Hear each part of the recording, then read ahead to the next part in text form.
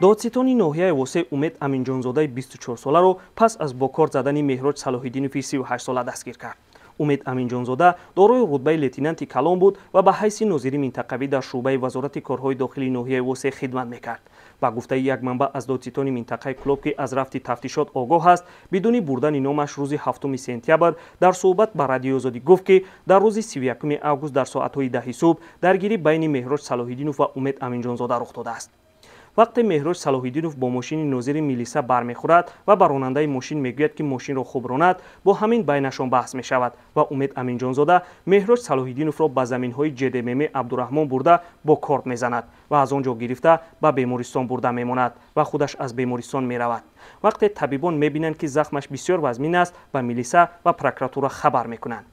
حالا مهراج صلاح‌الدینوف 38 ساله در بیمارستان مرکزی ناحیه واسه بستری است. طبیبان بیمارستان ناحیه واسه به خبرنگار رادیو آزادی اجازه ملاقات با مهراج صلاح‌الدینوف را ندادند و گفتند که بدون اجازه دادستان ناحیه کسی حق ندارد با او ملاقات کند. سرخان ابراهیم زاده سرطبیب بیمارستان ناحیه واسه در صحبت حضوری با رادیو آزادی گفت که حالا سلامتی مهراج صلاح‌الدینوف رو به بهبود است. ابراهیم زاده همچنین تاکید کرد که خود کارکنان بیمارستان بدون اجازه دادستان حق در آمدن به اتاق صلاح‌الدینوف را ندارند. جمشید شریفزاده رئیس ناحیه واسه روز 6 سپتامبر در صحبت سریراهی به خبرنگار رادیو آزادی حادثه کارزنی کارمند میلیسا را تصدیق کرد. رئیس ناحیه گفت که شخصا خود او از حال مهراج صلاح‌الدینوف در بیمارستان دیدن کرد و او وعده داده است که هر فرد گناهکار در نزد قانون جوابگو خواهد بود.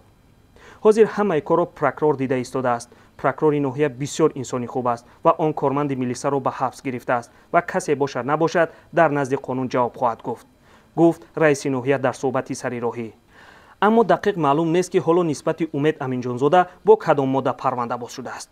این بار اول نیست که در چند ماه اخیر کارمندان میلیسا در تاجیکستان دست به جنایت میزنند.